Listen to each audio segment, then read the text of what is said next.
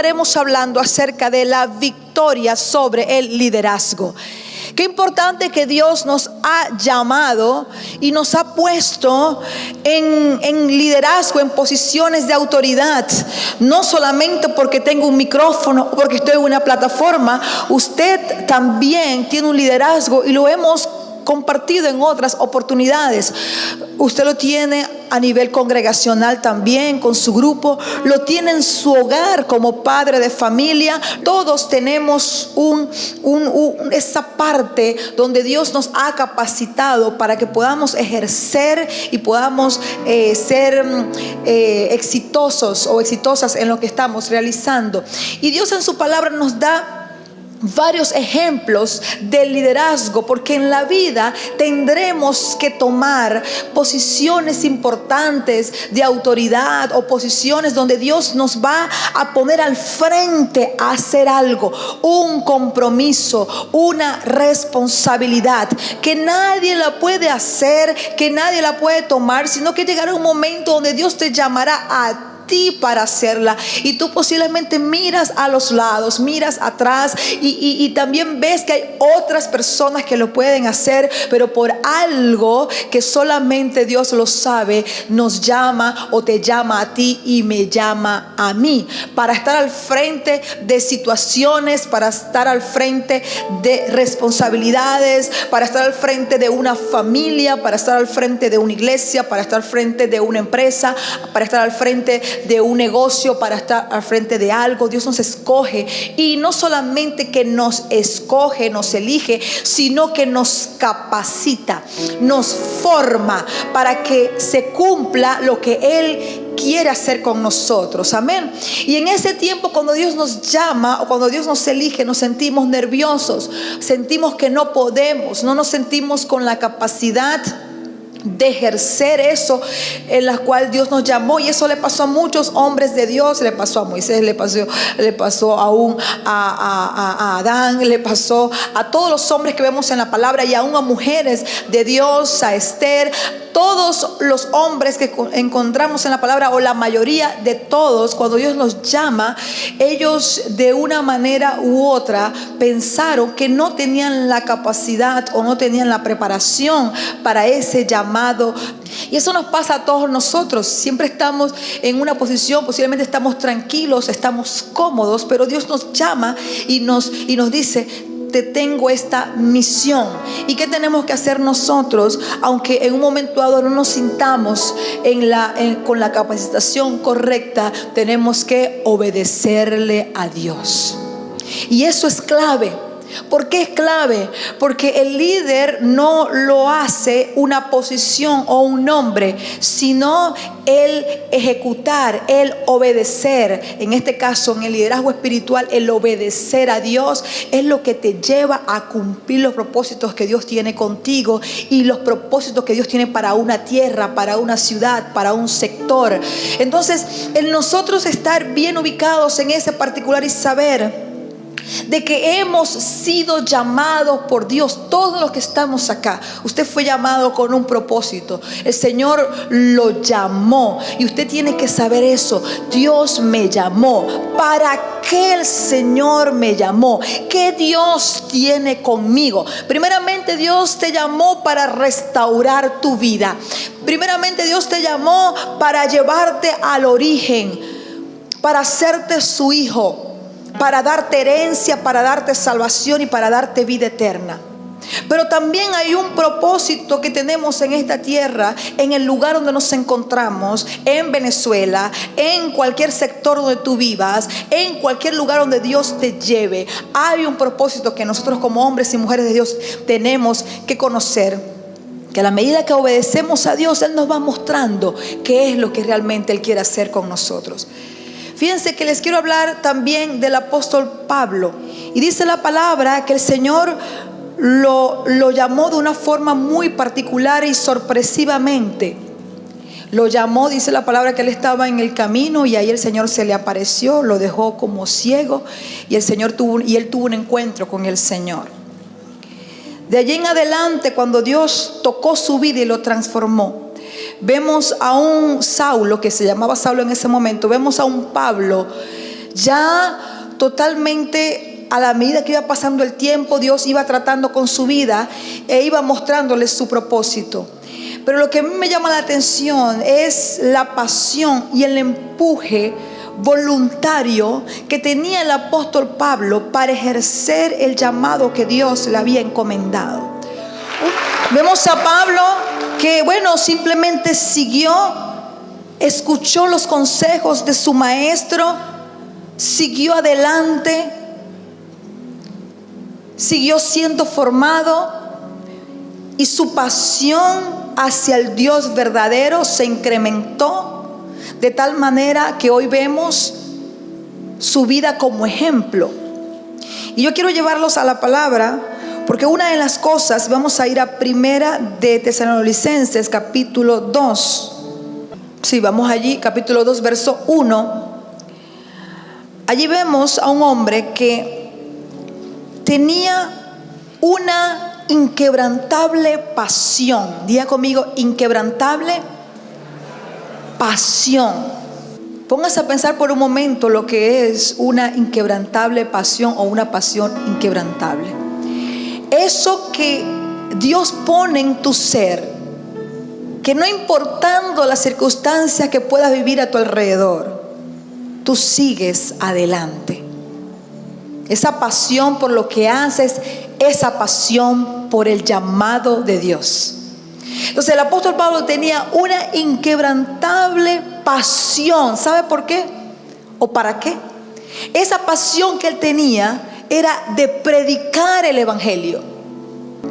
Cuando tuvo el verdadero encuentro con el Señor, entonces Dios le puso en su corazón esa pasión por servirle. Y ese encuentro verdadero con el Señor lo llevó a predicar la palabra de Dios. Y por eso que les digo que él tenía una pasión inquebrantable por predicar el evangelio. ¿Qué significó eso? Que él no le importaba donde Dios lo llevara, allí él predicaba. No le importaba las pruebas que vivía o lo que pasaba o lo que le iba a acontecer, o cómo se sentía, o la circunstancia que estaba viviendo. Eso para él no era un problema, porque había una pasión inquebrantable y no le importaba lo que aconteciera o lo que estuviera pasando en ese instante. Él lo que quería era hablar de Jesús. Por eso que traigo este ejemplo, porque el apóstol Pablo tenía una inquebrantable pasión por predicar el evangelio de Dios en medio de fuertes oposiciones. A veces la oposición que tenemos a nuestro alrededor no se trata de un enemigo, sino se trata de circunstancias que se presentan. Algunas situaciones son injustas, otras son cosas de la vida. Pero sin embargo, nosotros tenemos que seguir adelante, porque dice la palabra de Dios que no nos ha dado el Señor un espíritu de temor, sino que ahora que nosotros estamos en Él, entonces tenemos un espíritu de poder, de amor y de dominio propio. Quiere decir que aún la circunstancia que usted pueda estar viviendo en este momento, o que estamos viviendo todo en este momento de prueba, de situación o algún problema o algo que te está aconteciendo en tu vida, no importando lo que esté pasando en tu entorno, usted tendrá el amor, el dominio propio, y tendrá la firmeza, la fuerza que necesita para poder mantenerse. Tienes que creerlo, porque la palabra de Dios está no para repetirla, sino para creerla. Entonces eso es lo que tenemos que creer, y en esa palabra es la que tenemos que caminar. Cuando venga el temor a tu vida, tú tienes que rechazarlo y tienes que sobreponerte ante el temor y seguir adelante. Porque si no nos sobreponemos al temor, no hacemos lo que Dios quiere que hagamos, y seremos vencidos ante las circunstancias y fracasaremos ante las situaciones que se nos presentan en la vida. Y no estamos llamados para vivir en fracaso, estamos llamados a vivir en victoria. En victoria. Y cuando usted sabe esa verdad, cuando usted la cree en su corazón, usted sabe que aunque se presenten oposiciones a su alrededor, usted continuará adelante. Dice la palabra, hablando de Pablo, aquí dice 1 Tesalonicenses 2:1, dice: porque vosotros mismos sabéis, hermanos, que vuestra visita a vosotros no resultó vana, pues habiendo antes padecido y sido ultrajados en Filipos, como saben, tuvimos denuedo en nuestro Dios. Diga conmigo, denuedo. Usted sabe qué es ser ultrajado. Fíjense algo, hay personas que son ultrajadas, que son violentadas, que son que le hacen daño, e inmediatamente tiran la toalla porque se sienten abusadas, se sienten ofendidas. Esa es la mejor palabra. Se sienten ofendidas por lo que alguien les hizo. Fíjense esta palabra, dice: pues habiendo antes padecido, dice el apóstol Pablo, y sido ultrajados en Filipos. En Filipos fue uno de los lugares donde el apóstol Pablo recibió mayor ataque y oposición por predicar el evangelio.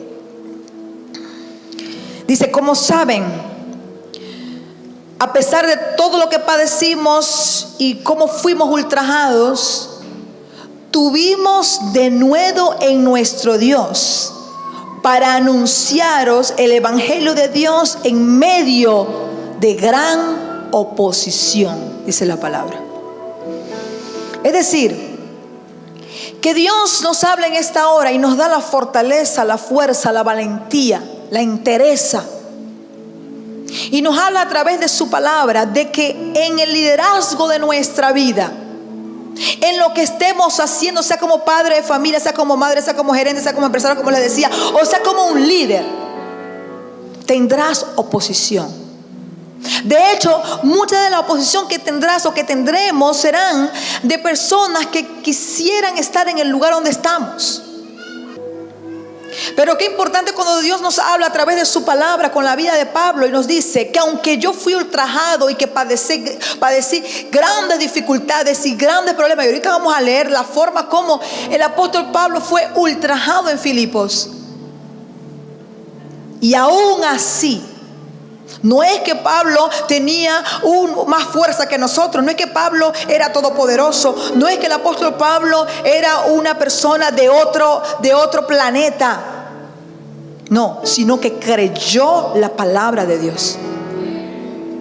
Cuando usted tiene una fe inquebrantable, cuando usted cree realmente lo que Dios dice en su palabra y lo que Dios le habla, entonces usted realmente, no importando la oposición, no importando las situaciones que están a su alrededor, usted sigue, porque usted no está viendo las circunstancias, usted ve más allá de las circunstancias. Usted está viendo al Todopoderoso, el hacedor de sus victorias. Usted sabe que no importando la oposición circunstancial o la oposición que usted está teniendo, usted sabe que quien produce y quien hace y quien le da la victoria en su vida es el Señor. Y fíjense, vamos a ir a esta palabra, está en Hechos.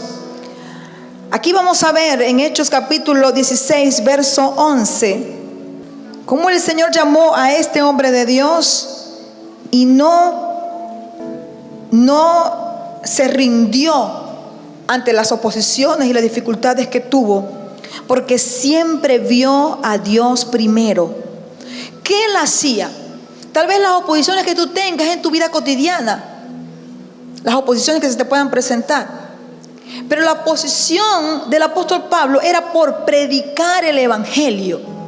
Pero era tal su convicción que no le importaba las circunstancias que viviera, los ultrajos, no le importaba las situaciones que le pasaban, no le importó nada donde el Señor lo enviaron a quien tenía que enfrentar, no le importaba nada porque estaba seguro de quién estaba hablando, estaba seguro de su propósito, estaba seguro de su posición, estaba seguro de la autoridad que tenía, estaba seguro de su identidad, estaba seguro de quién estaba hablando. Estaba seguro de quién estaba predicando, estaba seguro de quién lo estaba respaldando. no le importaba nada de lo que le aconteciera, simplemente seguía hablando de Cristo. ¿Será que nosotros tenemos que aprender? Leamos aquí entonces Hechos capítulo 16, versículo 11. Dice: subimos a bordo de un barco en Troas, navegamos directo a la isla de Samotracia y al día siguiente desembarcamos en Neápolis. De allí llegamos a Filipos, una ciudad principal de ese distrito. Verso 13. El día de descanso nos alejamos un poco de la ciudad y fuimos a la orilla de un río donde pensamos que la gente se reuniría para orar. Y nos sentamos a hablar con unas mujeres que se habían congregado allí. Una de ellas era Lidia, de la ciudad de Tiatira, una comerciante de tela púrpura muy costosa, quien adoraba a Dios. Mientras nos escuchaba, el Señor abrió su corazón y ella aceptó lo que Pablo decía. Aquí vemos a Pablo como evangelizando, ¿verdad? Hablando de Cristo. No perdía la oportunidad. Ya vamos a seguir viendo. Dice: fue bautizada junto con otros miembros de su casa y nos invitó a que fuéramos sus huéspedes. Si ustedes reconocen que soy una verdadera creyente en el Señor, dijo ella, vengan a quedarse en mi casa. Y nos insistió hasta que aceptamos. Versículo 16 dice: cierto día, cuando íbamos al lugar de oración, ¿a dónde iba? Mira lo que nos pasa muchas veces a nosotros. Y eso que iba a la iglesia y me robaron. Le atribuimos las situaciones que nos pasan a Dios, a su obra, a su servicio. Fíjense acá. Cuando íbamos al lugar de oración, nos encontramos con una joven esclava que estaba poseída por un demonio. Era una adivina que ganaba mucho dinero para sus amos. Ella seguía a Pablo, decía, se le presentó en el camino cuando iban a orar. Una joven esclava que estaba poseída por un demonio, era una adivina que ganaba mucho dinero para sus amos. Ella seguía a Pablo y también al resto de nosotros, gritando: estos hombres son siervos del Dios Altísimo y han venido para decirles cómo ser salvos. Esto mismo sucedió días atrás, hasta que Pablo se exasperó de tal manera que se dio la vuelta y le dijo al demonio que estaba dentro de la joven: te ordeno en el nombre de Jesucristo que salgas de ella. Y al instante el demonio la dejó. Las esperanzas de sus amos de hacerse ricos ahora quedaron destruidas, así que agarraron a Pablo y a Silas y los arrastraron hasta la plaza del mercado ante las autoridades. Fíjense, llegó un momento que la gente estaba, no la gente, los opositores del evangelio del reino, los opositores de Dios, estaban hartos de que Pablo fuera tan firme en predicar el evangelio. Estaban cansados de su pasión inquebrantable por hablar de Cristo, aunque haya sido amenazado, aunque le hayan dicho, amenazado para meterlo en la cárcel, aunque lo hayan mandado a matar, a callar. Él seguía porque había una convicción. Diga conmigo: convicción.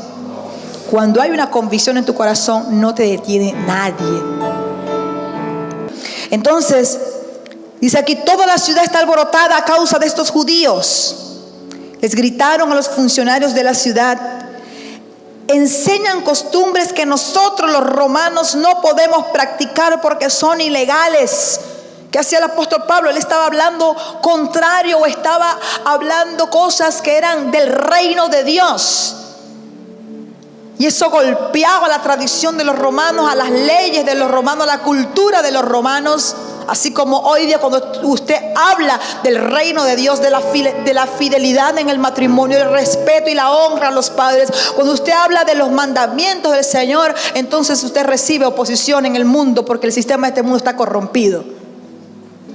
Enseguida, versículo 22, se formó una turba contra Pablo y Silas, y los funcionarios de la ciudad ordenaron que les quitaran la ropa y los golpearan con varas de madera. Los golpearon severamente. Diga conmigo: severamente. O sea, que eso no fue una patadita, eso no fue una cosita. Se le dieron unos palazos. Dice la palabra, severamente, y después los metieron en la cárcel. Le ordenaron al carcelero que se asegurara de que no escaparan.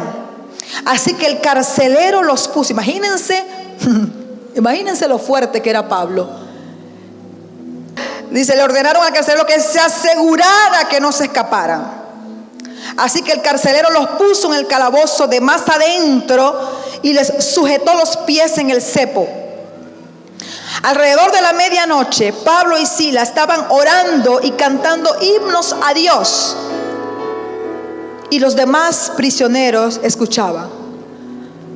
La pregunta que Dios nos hace en este momento: ¿qué hacemos cuando vienen las oposiciones en nuestra vida? ¿Qué hacemos cuando vienen las grandes dificultades y las grandes pruebas y los grandes procesos? Cuando estamos en medio del mayor momento de dificultad. Juzgamos a Dios. ¿Por qué? Pudiera decir Pablo, oye, pero es que nosotros íbamos a orar, estaba predicando la palabra de Dios y se fue la luz. Si es la obra de Dios, ¿por qué, por qué me tiene que ir la luz? Si es la obra de Dios, ¿por qué no tengo carro para ir a la iglesia? Si es la obra de Dios, ¿por qué me tiene que pasar esto?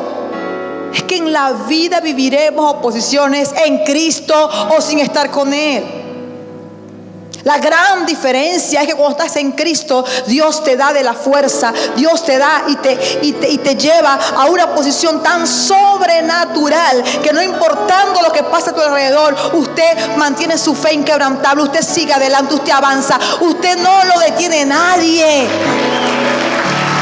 Porque hay fe, porque hay convicción, porque usted cree en el Señor, porque usted está convencido de quién es hijo. Entonces dice la palabra que en esta oposición, donde fueron golpeados, dice la palabra, severamente, le cayeron a palazos, desnudos, avergonzados. Y dice la palabra de Dios que cuando los metieron en el calabozo más profundo, ¿qué estaban haciendo allí? ¿Qué estaban haciendo? Estaban cantando. Qué tremendo, ¿no? Porque ellos no estaban viendo la circunstancia. Su enfoque no era la circunstancia que estaban viviendo. Su enfoque no lo tuvo los palazos que le dieron. Su enfoque estaba en el Dios a quien ellos estaban predicando y a que a ellos les servían. ¿Dónde está tu enfoque? ¿Dónde está tu enfoque? ¿En las circunstancias? ¿En el proceso? ¿En el problema? ¿En los palazos? ¿En el castigo? ¿En la dificultad? Es allí donde está tu enfoque. Es allí donde está tu concentración. Es allí donde está tu mente. Es allí donde está tu espíritu. Porque si es así, la debes estar pasando muy mal, porque estás peleando con tus propias fuerzas. Pero cuando hay convicción en el Señor, cuando sabes quién eres, cuando tienes identidad, cuando sabes de quién eres hijo, cuando sabes a quién le sirves, en medio de los procesos, aunque llores en un momento dado, luego te ríes porque recuerdas las promesas de Dios. Recuerdan las promesas de Dios y dice: Señor, yo sé que esto es momentáneo, yo sé que lo que está pasando me duelen los golpes, me duele la oposición, pero yo sé que al final me dará la victoria. Pero el Señor no sacó a Pablo y a Silas, no los sacó así de la cárcel y los llevó a libertad, no, tuvieron que pasar por un proceso. Porque no todo Dios lo hace. Tú tienes una parte protagónica en tu vida que tienes que hacer. O sea, tú eres protagonista de tu propia vida. Tú tienes que actuar. Tú tienes que creerle a Dios. Tú tienes que accionar. Tú tienes que obedecer. Y Dios hace lo sobrenatural. Pero tenemos que creer y tenemos que avanzar en obediencia a la palabra de Dios. Entonces dice la palabra, alrededor de la medianoche Pablo y Silas estaban orando. Ah, no, es que no tengo ganas de orar. Es que no tengo ganas de cantar. No tengo ganas de ir para la iglesia. No tengo ganas de hacer nada, ni para el grupo, ni responder llamadas, ni que me manden mensajes. No quiero nada porque estoy pasando por un problema muy grande. ¿No es así lo que nos pasa? ¿Acaso tu problema era menor que el problema de Pablo y Silas? No. Ambos son problemas fuertes. Pero ellos decidieron creerle a Dios. ¿Qué estamos decidiendo nosotros hacer entonces? Estamos decidiendo creer las circunstancias que son momentáneas. Porque parecen eternas, pero no son eternas. Son momentáneas. Y Dios siempre te da la victoria. Por eso que usted está aquí hoy. Por eso que les decía al principio, usted es el resultado de todas las victorias que Dios le ha permitido vivir. Porque no se ha rendido. Sigue adelante. Entonces, estaban orando y cantando. Cuando usted busca de Dios, cuando usted se concentra en el Señor y en su poder, entonces, y no se enfoca en su problema, entonces Dios se manifiesta de una forma sobrenatural, porque ve su fe. Y ese es el idioma que Él entiende. La fe. Entonces, fíjense acá y dice, y los demás prisioneros escuchaban. De repente, diga conmigo, de repente, dice la palabra, hubo un gran terremoto. Ahí está lo sobrenatural. Y la cárcel se sacudió hasta sus cimientos. Mire, tenía que pasar algo así para que Pablo y Silas salieran de ese lugar, porque se habían asegurado de ponerlos en un lugar que no se salieran de allí. ¿No fue así lo que leímos? O sea que algo tenía que pasar. Pero como ellos sabían que sirven a un Dios vivo, ellos no sabían cómo Dios los iba a salvar y qué iba a hacer. Lo que ellos sabían era que Dios lo iba a hacer. Tal vez en este momento usted no sepa qué Dios va a hacer con la situación que usted está viviendo. Pero Dios vino e hizo algo sobrenatural. Y dice, hubo un gran terremoto y la cárcel se sacudió hasta sus cimientos. Al instante, diga conmigo, al instante, todas las puertas se abrieron de golpe. Y a todos los prisioneros se les cayeron las cadenas. Así son de repente de Dios. Cuando le creemos. El carcelero se despertó y vio las puertas abiertas de par en par. Dio por sentado que los prisioneros se habían escapado, por lo que sacó su espada para matarse. ¿Por qué? Porque sabía lo que le venía, porque se le escaparon sus presos. Y se le escaparon los presos más odiados. Pablo y Silas, quienes con pasión y de nuevo predicaban el evangelio. Y él sabía que estaba en un tremendo problema ahora con los romanos. Por lo que sacó su espada para matarse. Pero Pablo le gritó: detente, no te mates, estamos todos aquí. Es que Dios hace todo perfecto. El carcelero pidió una luz y corrió al calabozo y cayó temblando ante Pablo y Silas, porque estaban allí. Después los sacó y les preguntó: señores, ¿qué debo hacer para ser salvo? Fíjense la necesidad espiritual que había en este carcelero. Él se dio cuenta que a ellos los seguían un poder sobrenatural. Había algo poderoso que había en ellos. Ellos le contestaron: cree en el Señor Jesús y serás salvo junto con todos los de tu casa.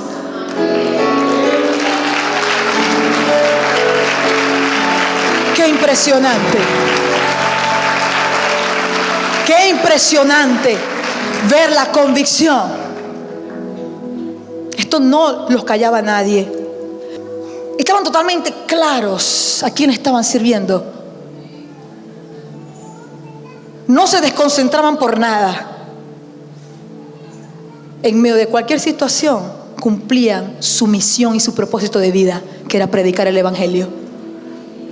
Estos estaban claros. Y le presentaron la palabra del Señor tanto a él como a todos los que vivían en su casa.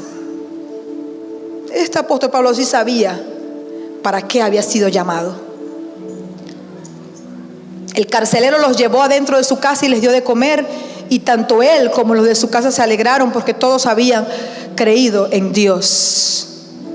A la mañana siguiente, los funcionarios de la ciudad mandaron a la policía para que le dijera al carcelero: suelta a esos hombres.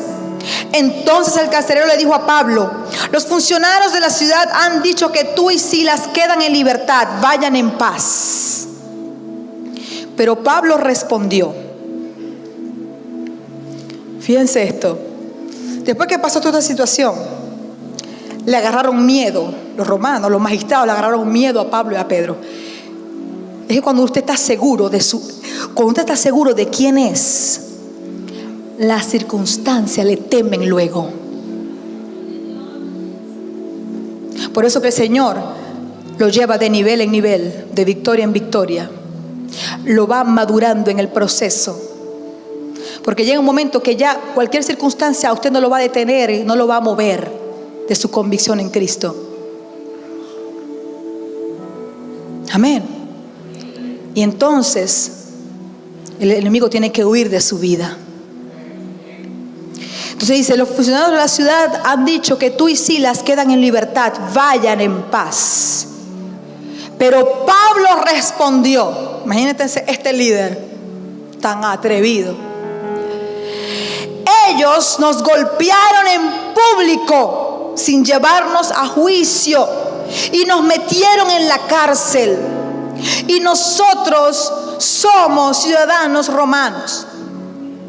Ahora quieren que nos vayamos a escondidas. De ninguna manera. Que vengan ellos mismos a ponernos en libertad. Hablando de los magistrados. Es decir, que no le temía nada. Tal vez estaba lleno de moretones, tal vez estaba lleno de morados, tal vez estaban desfigurados.